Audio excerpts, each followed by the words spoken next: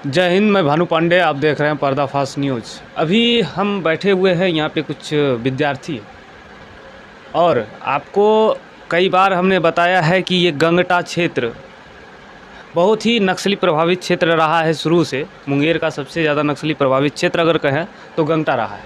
लेकिन आज के समय में चाहे वो शिक्षा के मामला में हो, चाहे और भी किसी मामला में हो, काफ़ी तेज़ी से बढ़ोतरी कर रहा है, विकास कर रहा है। उसी का एक आपको हम नतीजा दिखाएंगे। कुछ होनहार बच्चे हैं, यूएमएस विद्यालय जो गंगटा है, उत्क्रमित मध्य विद्यालय गंगटा के टॉप 5 में से कुछ बच्चे हैं जो ऐसे क्षेत्र में रह के और कहें तो एकलव्य की तरह होनहार आज हुए हैं। और इन लोगों से बात करेंगे कि इन लोगों की जो तैयारी हुई इस मैट्रिक परीक्षा की, कल 31 मार्च को रिज़ल्ट आया इन लोगों का। उसके बाद ये लोग गंगटा विद्यालय के टॉप 5 में से आए। और सबसे पहले इन सभी विद्यार्थी को शुभकामना, और आपको इन सभी से पहले परिचित करवाते हैं। इसमें से हमारे बगल में एक अनुज कुमार बैठे हैं जो गंगटा के ही हैं और 413 अंक प्राप्त किए हैं, यानी कि 82.6 अंक। और दूसरा विकास कुमार हैं, वो भी गंगटा से हैं, 404 अंक प्राप्त किए हैं, 80.8%। और एक राहुल कुमार सिंह है जो 344 अंक प्राप्त किए हैं, 68.8% के साथ। और आपको इन लोगों से बात करेंगे और इन लोगों की सफलता का राज जानेंगे। और दूसरी बात, इन सभी एकलव्य की जो सफलता और इनके जो सहायक या गुरु कहें, जो द्रोणाचार्य हैं, उनसे भी आपको मिलाएंगे। लेकिन फ़िलहाल अभी इन लोगों से बात करेंगे। इनके गार्जियन हमारे साथ यहाँ खड़े हैं, इन लोगों से बात करेंगे। नाम क्या हुआ बाबू? मेरा नाम अनुज कुमार है। मेरे पिताजी का नाम अजय शर्मा और माता का नाम अनीता देवी। एक बात बताओ, 413 अंक लाया है मैट्रिक में, इसमें सबसे बड़ा योगदान किसको देता है? मैं यहाँ तक मैं जितना भी मैट्रिक में इतना नंबर लाया हूँ, सबसे मेरे पिताजी, माता और मेरे भाई और मेरे कोचिंग पवन सर, पंकज सर का योगदान है। इन्हीं के बदौलत हम इतना कर पाए और लाए हैं। और एक और बात बता दें, अभी हम जिस रूम में बैठ के ये शूट कर रहे हैं वीडियो, ये इसी बच्चा का स्टडी रूम है। ये बच्चा का स्टडी रूम है। इसी रूम में बैठ के मैट्रिक का तैयारी हुआ था। हाँ, हम इसी रूम में हर समय पढ़ते थे, यहीं पर बैठ कर के अकेले। तो इसमें सबसे बड़ा रोल किसका मानता है? अपने खुद का मेहनत को, या फिर जो मार्गदर्शन दे रहे थे आपके शिक्षक? हम तो अपने मार्गदर्शन अपने भैया और हम अपने टीचर और माता पिता को मानते हैं, और हम अपना भी कुछ मेहनत किए थे। उसके बदले हमको गाइड करने वाले मेरे भैया थे, जो हमको जो कोचिंग में पढ़ाते थे। वो सर हमारे पंकज सर, पवन सर। उसके बाद घर आते थे, भैया हमको गाइड करते थे, पढ़ाने लिखाने, आगे का दर्शन, आगे क्या किया जा सकता है, क्या करना चाहिए, वो हमको भैया और माता पिता दिखाते थे। उसी के कारण हम आगे इतना तक मैट्रिक में नंबर ला सके हैं। अच्छा, इनके माता जी भी यहाँ पे हैं, उनसे भी आपको हम बात करते हैं। एक बात बताइए चाची, ये लड़का अभी मैट्रिक में इतना अंक लाया है, इसका कैसा मेहनत रहता था? इसका रुचि सबसे ज़्यादा किस चीज़ में रहता है? हम तो गरीब हैं, फिर भी शिक्षा देने के लिए कोशिश करते रहते हैं कि मेरा बच्चा कामयाब हो जाए, पढ़ने लिखने में आगे बढ़े। ये बता रही हैं गरीब है और ये चाहती हैं कि इनका बच्चा शिक्षित हो, इनका भविष्य उज्जवल हो, इसलिए शिक्षा पे जोर है। और इनके जो बच्चे हैं वो भी होनहार हैं, जो कि इनके जो उम्मीद है उस उम्मीद को कायम रखने के लिए तत्पर हैं। और एक गरीब का बच्चा जब कुछ अच्छा करता है तो बहुत ही दिल से खुशी मिलता है, उनके माता पिता को भी और वहाँ के समाज को भी, और होना भी चाहिए। और अभी के समय में जैसा देखा जाता है कि जो गरीब के बच्चे हैं वही कुछ अच्छा कर पा रहे हैं और कुछ करके दिखा रहे हैं। आगे का क्या सपना रखा है मैट्रिक के बाद? आगे मैट्रिक के बाद हम इंटर करके कुछ डॉक्टरी के क्षेत्र में जाना चाहते हैं। इसके आगे कुछ डॉक्टरी मेडिकल लाइन में जाना चाहते हैं। मैट्रिक हो गया है इनका और ये चिकित्सा के क्षेत्र में जाना चाहते हैं। और ये इस क्षेत्र के लिए और इनके माता पिता के लिए भी बहुत ही बड़ी बात है। अब एक और लड़के हैं, इनसे भी परिचय कराते हैं। नाम क्या हुआ? विकास कुमार। विकास कुमार, गंगटा से ही। अभी आपका अंक आया है 404 जी। इसमें सबसे बड़ा आपका किनका योगदान मांगते हैं? माता पिता और भाई और सर का। सर जी आप लोग सभी एक कोचिंग में पढ़ते थे क्या? हाँ। ये लोग सभी एक कोचिंग में पढ़ते थे और ये लोग अपने माता पिता, गार्जियन और शिक्षक जो इनके द्रोणाचार्य हैं उनको अपना मार्गदर्शक मान रहे हैं और आज इस मुकाम पे आए हैं। आगे का क्या आगे का मतलब कि मेडिकल लाइन में जाना है। मेडिकल लाइन में हाँ जी।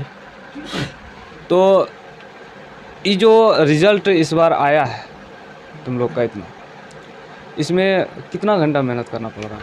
इसमें 10 से 12 घंटा। 10 से 12 घंटे जी तब जाके इस मुकाम पे ये सफलता हाँ। हासिल हुई।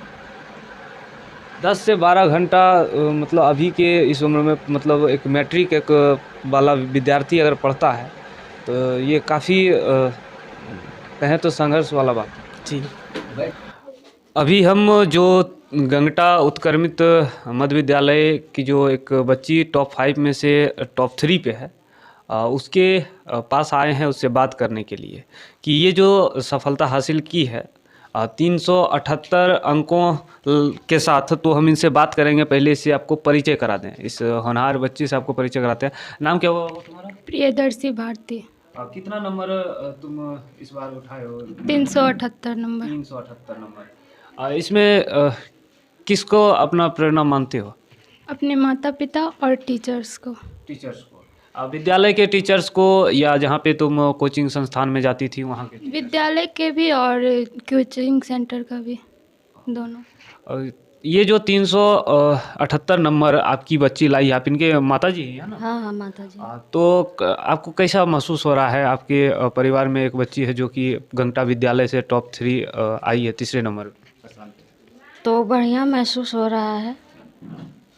और जब एक गरीब परिवार के घर पे कोई होनहार बच्चा, चाहे वो होनहार लड़का हो होनहार लड़की हो, आज के टाइम में आप देखेंगे तो जो लड़कियां हैं बिहार के टॉप 1 जो अभी की है मैट्रिक में, वो भी एक लड़की है जिसका नाम रामायणी रॉय है और वो बिहार का नाम रोशन की है और इसने भी अपने पूरे विद्यालय, अपने पूरे गंगटा का नाम रोशन किया है। और इसमें कितना मेहनत करना पड़ा था तुमको 378 अंक पाने के लिए? पढ़ते थे दिन में 6 घंटा और रात में 6 घंटा तब पढ़ते थे। यानी कि लगभग 10-12 घंटा का एवरेज हो जाता था पढ़ाई। जैसा कि तमाम और भी जो विद्यार्थी थे उससे भी हम बात किए थे तो वो लोग भी लगभग 8 घंटा 10 घंटा जैसा जिसका तैयारी रहा उसके हिसाब से उसका जो अंक है वो प्राप्त हुआ। तो सबसे ज़्यादा योगदान तुम अपने मेहनत को देते हो या शिक्षक को देते हो जो तुम्हारे मार्गदर्शक थे उनको देते हो? टीचर्स को।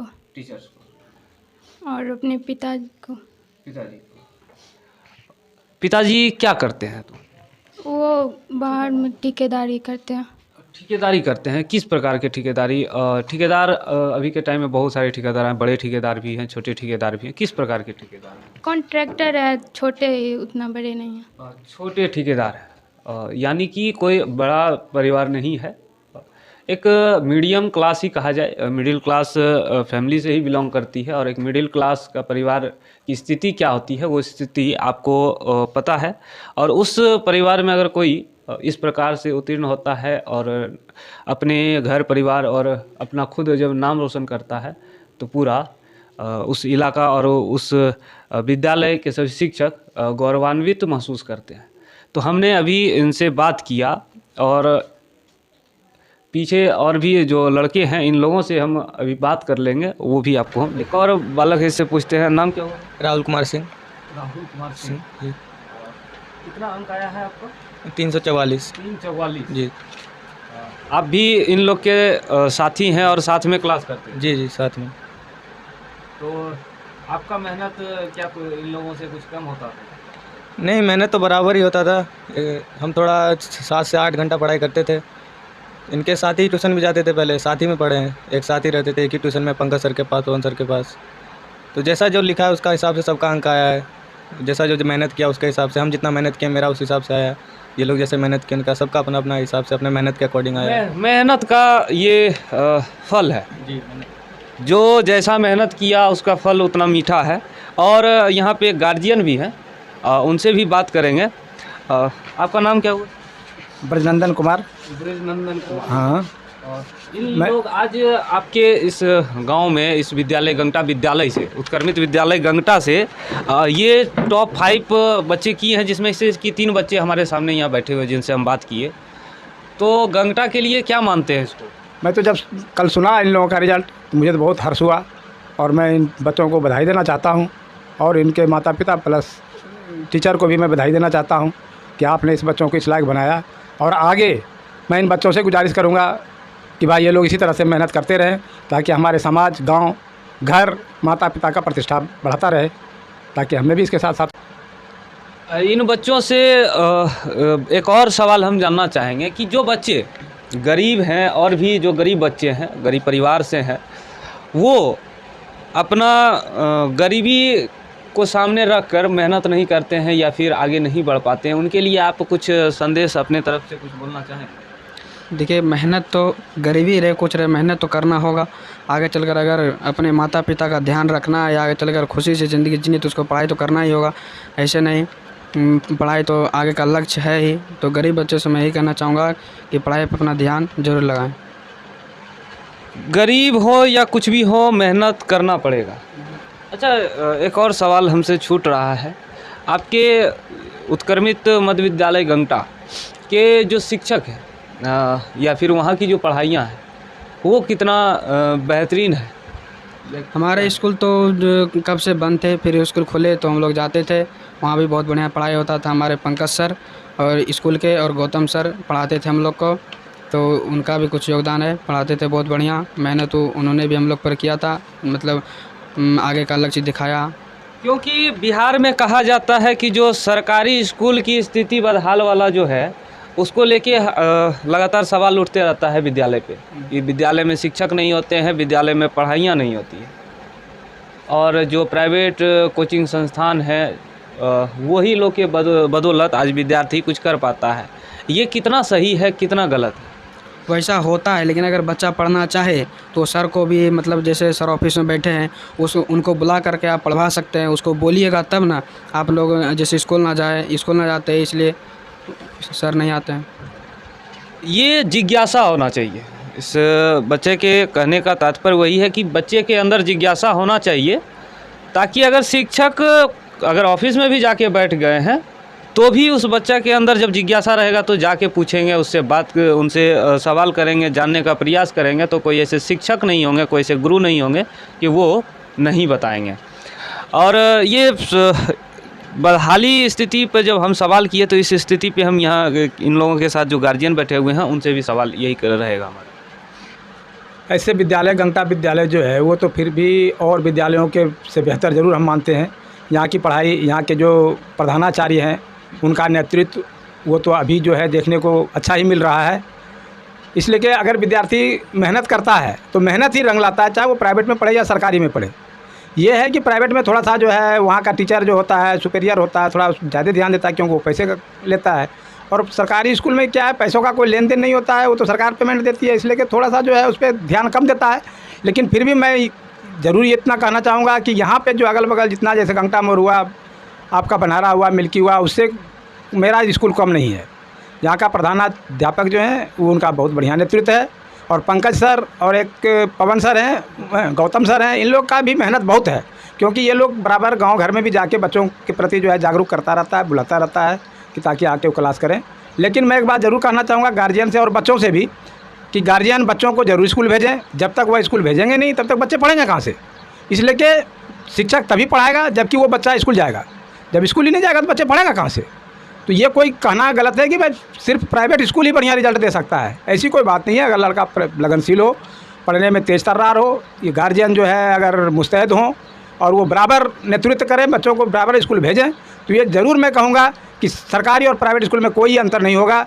ये अपना दावा है मेरा, क्योंकि आज का रिज़ल्ट जो बताता है हमारे गांव का, वह बहुत ही बेहतरीन रिज़ल्ट है, क्योंकि प्रथम स्थान आज हमारे गांव का ही बच्चों का है।